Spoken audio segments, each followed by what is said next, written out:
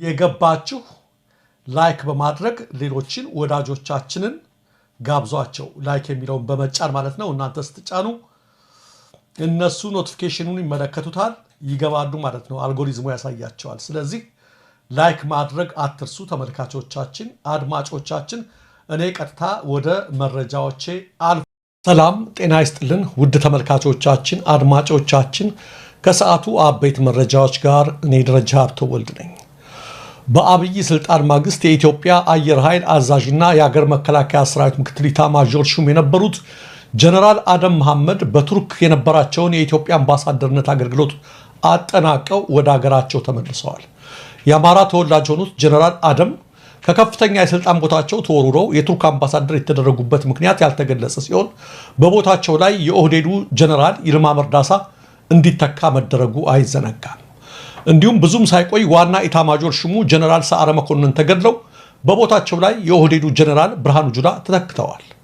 ሁሉንም ወታደራዊ ቁልፍ ቦታዎች በኦህዴድ ሰዎች ቁጥጥር ስር ያስገባው አብይ አህመድ ባለፉት ዓመታት የመራቸው ያልተቋረጡ ጦርነቶች እልፍ ዜጎችን መቅጠፋቸውንና በቁጥር ሊገመቱ የማይችሉ ሀገራዊ ሀብቶችን አውድመዋል።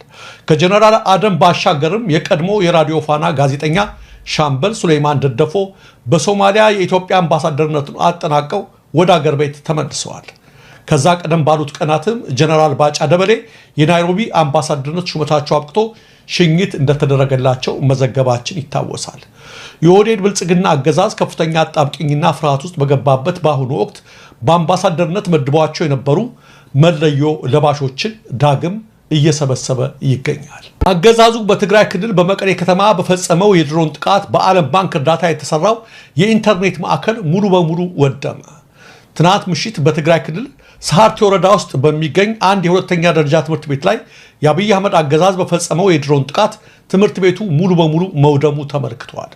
ይህ ትምህርት ቤት ጥራትን በጠበቀ ሁኔታ የተገነባና ከ1999 ዓ.ም ጀምሮ ከ500 በላይ ለሚሆኑ የአካባቢው ነዋሪዎች ትምህርት ሲሰጥ የነበረ ተቋም ነው። በዚህ ጥቃት በትምህርት ቤት ውስጥ ያለውና በቅርቡ በዓለም ባንክ የ3R ፕሮግራም ድጋፍ የተገጠሙ 35 ዘመናዊ ኮምፒውተሮችን የያዘው የኢንፎርሜሽንና ኮሚኒኬሽን ቴክኖሎጂ ማዕከልም ሙሉ በሙሉ መውደሙን የአይን ምስክሮች አረጋግጠዋል።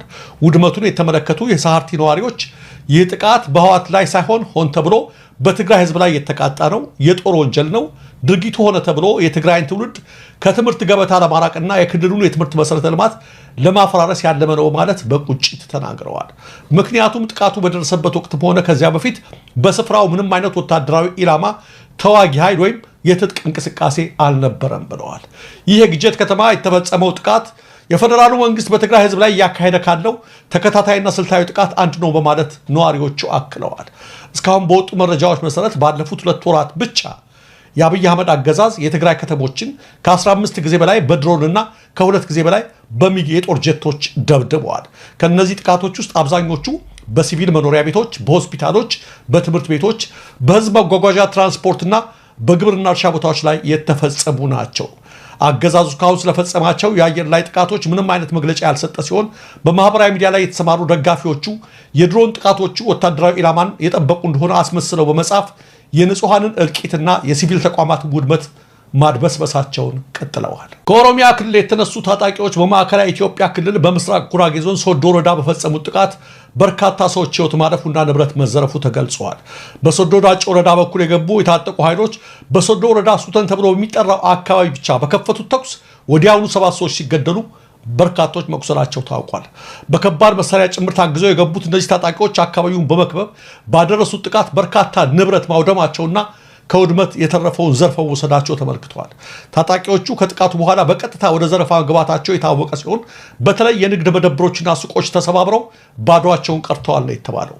በተመሳሳይ መልኩ በወለጋ ጊዳ አያናና አንገርጉትን እንዲሁም በአርሲ ሸርካ በአማራና በትግራይ ተወላጆች ላይ እየተፈጸመ ያለው አስከፊና ዘግናኝ ጥቃት ሊቆም እንዳልቻለ ከየስፍራዎቹ የሚደርሱ መረጃዎች ያመለክታሉ። በወለጋውና በአርሲው ጥቃት ከሰሜን ተወላጆቹ ባሻገር አብያተ ክርስቲያናት፣ ካህናትና ምዕመናን በዋነኝነት የገዳዮቹ ኢላማዎች ናቸው። ብዙዎችን ጉድ ያሰኘውንና የውጭ ሀገር መገናኛ ብዙሃን ማነጋገር የጀመረውን ይህን አስከፊ ጭፍጨፋና ዝርፊያ አስመልክቶ የክልሉ መስተዳድርም ሆነ የአብይ አህመድ አገዛዝ እስካሁን ምንም ያሉት ነገር የለም። ከቡራዮ ጭፍጨፋ ጀምሮ ላለፉት 8 ዓመታት በንጹሃን ላይ ያነጣጠሩ የዚህ አይነት ተከታታይ ጭፍጨፋዎች ሲፈጸሙ አብይ አህመድ ከሚዲያ ተሰውረው ዘግናኙን እርምጃ እንደሚመሩ በተደጋጋሚ ሲዘገብ ቆይቷል። ስመኘው በቀለም የተገደሉት አብይ ወደ አሜሪካ እያቀኑ በነበረበት መሆኑን አይዘነጋም። በአብዛኛው የኢትዮጵያ ክልሎችና በብዙሃኑ ህዝብ የሚነገረውን አማርኛ ቋንቋን ብሔራዊ ቋንቋ አይሆንም ብሎ የከለከለው የኦህዴድ አገዛዝ ቻይንኛ ቋንቋ ከመስከረም ጀምሮ በሁለተኛ ደረጃ ትምህርት ቤቶች እንዲሰጡ ወሰነ። ከቻይና መንግስት ጋር በተደረገ ስምምነት መሰረት መስከረም ላይ በሚጀምረው የ2019 ትምህርት ዘመን በፌደራል ልዩ አዳሪ ሁለተኛ ደረጃ ትምህርት ቤቶች ውስጥ የቻይንኛ ቋንቋ እንዲሰጥ ለማድረግ ዝግጅቶች እየተናቀቁ እንደሚገኙ የትምህርት ሚኒስቴር አስታውቋል። በእነዚህ ትምህርት ቤቶች ውስጥ ቻይንኛን የሚያስተምሩ መምህራን ለማስመጣትም ርብርብ እያደረኩ ነው ብለዋል መንግስት። በትምህርት ሚኒስቴር አጠቃላይ የትምህርት ዘርፍ የትምህርት ፕሮግራሞች ጥራት ማሻሻል ስራ አስፈጻሚ ዶክተር ዮናስ ወጋሶ የቻይንኛ ቋንቋ ትምህርት በተለይ የተሻለ ውጤት ላላቸው የአዳሪ ትምህርት ቤት ተማሪዎች ይሰጣል ብለዋል። ማንኛውም ቋንቋ መማር ጠቃሚ ቢሆንም ጥቂት የማይባሉ ከዩኒቨርሲቲ የተመረቁ ተማሪዎች ራሳቸውን በእንግሊዝኛ መግለጽ በማይችሉበት ሁኔታ ያለውን የትምህርት አሰጣጥ ጥራት ሲያሻሽሉ የቻይንኛ ቋንቋ ለማስተማር ሽር ጉድ ማለት ከሀብት ብክነት የተለየ ውጤት እንደማይኖረው ከወዲሁ መገመቱ ቀላል ነው። የአዲስ አበባ ከተማ አስተዳደር ሰራተኞች የደሞዝ ክፍያና የመንግስት አካውንቶች ወደ ስኬት ባንክ መዛወሩ ተሰማ። ለተለያዩ የመንግስት ተቋማት ቢሮዎችና ትምህርት ቤቶች በተላለፈው ጥብቅ ትዕዛዝ መሰረት ሰራተኞች በንግድ ባንክ የነበራቸውን አካውንት ዘግተው በደብዳቤ እንዲያሳውቁና በስኬት ባንክ አዲስ አካውንት በአስቸኳይ እንዲከፍቱ ተነግሯቸዋል። ይህ ለዘመናት ሲተገበር የነበረው አሰራር ለምን ከኢትዮጵያ ንግድ ባንክ ተወስዶ ወደ ስኬት ባንክ እንዲዛወር ተፈለገ ለሚለው ጥያቄ ለጊዜው ተጨባጭ ምላሽ ማግኘት ባይቻልም በመንግስታዊ ባንክ ገቢ ላይ ግን ከፍ ያለ ጉዳት የሚያስከትል ነው። አዲስ አበባን በሚመለከት አዲስ ምክረ ሐሳብ መቅረቡ ተነገረ። ከቀረቡት 400 ያህል ምክረ ሐሳቦች መካከል በ396 ላይ ያለ ልዩነት መስማማት ተችሏል ነበር የተባለው። የአዲስ አበባ ህጋዊ ባለቤትነትን ጉዳይ አስመልክቶ የኦሮሚያ ክልል ተወካዮች ባቀረቡት ቅሬታ መሰረት የኢትዮጵያ ሀገራዊ ምክክር ኮሚሽን ለውሳኔ ሰጪው አካል ለሚያዘጋጀው የተጠቃለለ ምክረ ሐሳብ እገዛ ለማድረግ አዲስ የተዋቀረ ኮሚቴ አዲስ አበባ የፌደራል መንግስት አካል ናት የሚለው ቀርቶ ተጠሪቱን የሚል ምክረ ሐሳብ ማቅረቡ ነው የተነገረው።